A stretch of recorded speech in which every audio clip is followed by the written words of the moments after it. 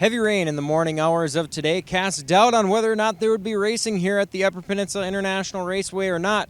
But thanks to the track crew's hard work and improvements made to the drainage system over the winter and spring months, we're ready to race. Hi, I'm Todd Rose here with the Rose Racing Report, and as I mentioned, we're ready to race here just a few short hours from now at the Upper Peninsula International Raceway for week 4 of racing here on July 18th. Weeks 1, 2, and 3 all been full of great action in each of the classes, and I expect to see more of that here tonight. We'll have the highlights just ahead for you on the Rose Racing Report. Having some fun with the ponds formed by the rain was Brian Bowden, who brought a fishing pole to the pits. For all your racetrack fishing needs, you can always find Brian in son Bill's pit. The heavy rain would put a huge burden on the track crew's shoulders, and thankfully they excelled when they needed to most, making sure drivers had a safe and manageable racetrack.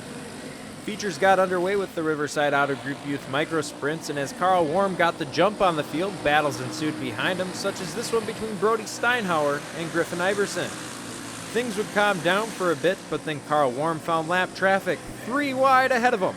The young driver kept his cool and waited patiently to make his way around the battling cars of Caleb Worm and Liam Steinhauer, as well as Walker Clarkson. As Ethan Mannanen chased Griffin Iverson for second, the checkered flag was waving for a victorious Carl Worm. Ethan Mannanen took one last surge out of turn 4 to propel himself to second over Griffin Iverson. Green meant go 4 wide into turn 1 for last week's Sportsman Micro Sprint feature winner Brennan Swanson, as that class got its main event underway. The move put Swanson into second place after starting in 6th. Meanwhile in the pack, they stayed 2 and 3 wide for the opening laps. Dave Hosking held off the charging Brennan Swanson in the early going, while Swanson himself was trying his best to hold off Trevor Denome. The two would make contact, allowing Brett Lobb to move up in the pack to 3rd. As Trevor Denome clipped the inside berm in turns 1 and 2, Lobb would then grab 2nd as well. Brett Lobb then had his eyes set on the lead, which he would take in turns 1 and 2, again on the outside. The yellow would fly for Luke Lobb spinning in turn 4, and on the restart, Brett would gap the field and never look back. Trevor Denome's race would fall apart in the last laps, though. First, he would hop over the right rear tire of Jeffrey Lash. Then, as Brett Lobb took the white flag, Denome's car would apparently break, sending him to the outside wall, ending the race under caution. Brett Lobb was declared the winner, with Dave Hosking 2nd and Drake Degnan in 3rd. Disaster was narrowly avoided in turn 1 of the Getchell Builders 600 Micro Sprint feature as Paul Hosking and Robert Buttrey locked wheels, sending Buttrey bicycling through the corner. Thankfully, Buttrey stayed upright and continued racing. Hosking's night unfortunately came to an early end. On the restart, it was bicycling Buttrey making moves on the outside and up and into 3rd, then to 2nd around the outside of Tony Beauchamp.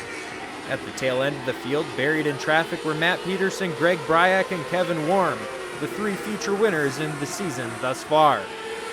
Robert Buttrey would use the outside once again to make his way to the lead around Danny Beauchamp, and behind them, Logan Getzloff was also trying the high line and making it work. That is until he had to put his driving skills on display with the save of the night. Of course, that didn't stop him from keeping the pedal down on his next trip into turn 1. Also utilizing the outside lane was Matt Peterson, making his way around Brad Seppin into turn 1, then around Tony Beauchamp through turn 2.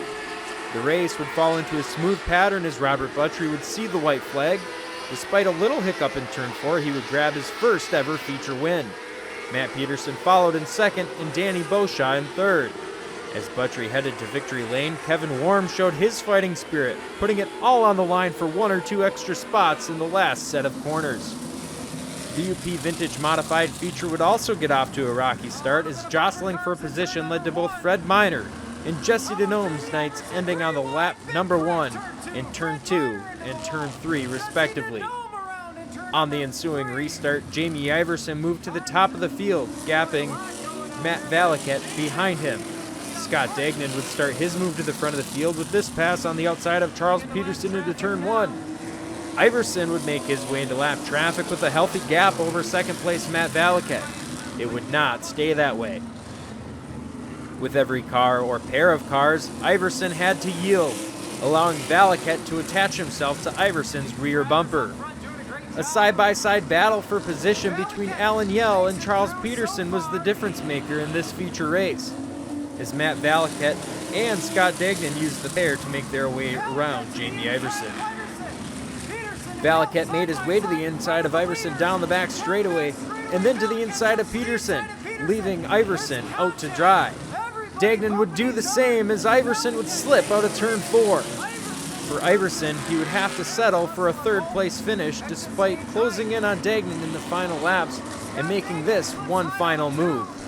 Scott Degnan himself would stage one final assault on leader Matt Valaket on the race's final lap. First, through turns 1 and 2, Degnan would close, but would have to get out of the throttle out of turn 2 as he got mighty close to the wall. Then through turns 3 and 4, the same thing, but it wasn't enough as Matt Valaket led Scott Degnan and Iverson across the line 1, 2, 3. From the first row to the lead in turn 1 went Nick Leisner as the A&L Iron and Metal Street Stock feature roared to life. From second on back, it was a beehive of activity as drivers tried to get all they could in the early laps. Of course, getting all they could also meant some contact, as seen here with Billy Bowden, Chris Olson, and Jason Peacock slamming doors while 3 wide. Bowden would grab the spots, as would Paul Wagner and Ron Jenshak, following them through on the inside. With the heavy racing in the pack, Nick Leisner was able to check out completely from everyone else. Billy Bowden made his way to Eric Matheson's bumper to battle for inside the second place. And how about the job by Eric and his crew to get this car back on track after rolling it in last week's feature? Bowden would grab the spot, and Paul Wagner would follow him through once again. The last thing Nick Leisner wanted to see, other than the color yellow, was trouble in front of him, but he saw just that as Tyler Corwin lost a right front tire. Potential disaster was avoided, and Leisner was lonely in the best way in this feature as he came home well ahead of second place Billy Bowden, scoring his first ever street stock feature win. Paul Wagner grabbed the third spot. The Binks Coca-Cola Sport Modified feature took the green flag next as Matt Mackey grabbed the lead through turns 1 and 2 to lead his first ever feature race laps.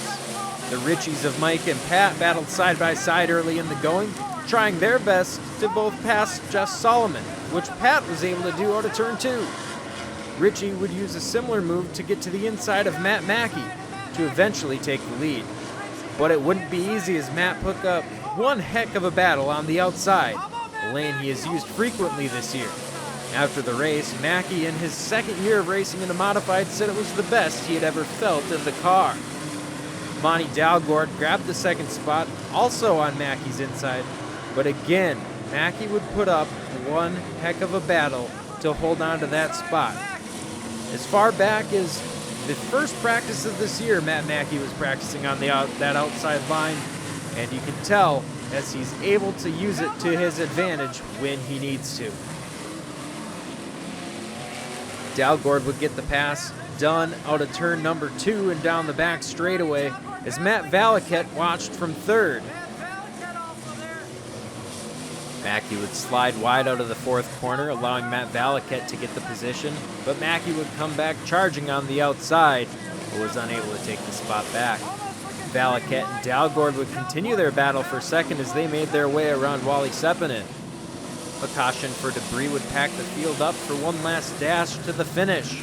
Matt Ritchie would lead things again, but it would be Lonnie Dalgord trying his darndest to pass him on the last lap. Ritchie, however, would hold him off for the win. Matt Valaket crossed the line in third. In the night's final feature, the Island Resort and Casino Sport Compacts to the track in what would be an awesome race. Matt Adams grabbed the lead from row 1, but hot on his tail were Alex Constantino, Tony Everand, and Trevor Cronick, all trying to find the best way around the racetrack and the fastest way around the racetrack. But sometimes it's not about how fast you go, it's about how you go fast. Constantino would put the pressure on Adams with a bump out of turn 4 and then a lunge up the inside. He would try it again in turn 2 and again in turn 4 on the next lap, as everyone tried to find their own line to get to the top of the field.